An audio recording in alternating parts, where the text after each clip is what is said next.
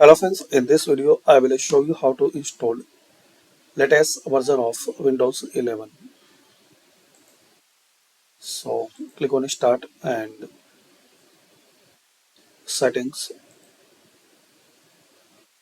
Now here guys you have to click on Windows Update.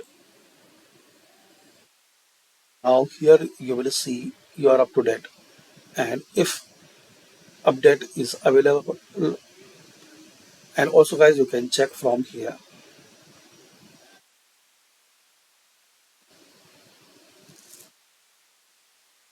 So if update is available, so here you will see the option download and install latest update for your Windows 11.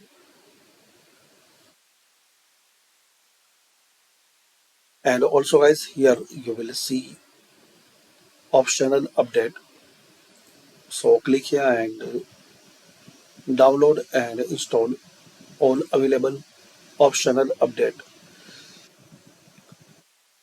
all optional update. So this is the way guys you can install latest Windows 11. Thanks for watching.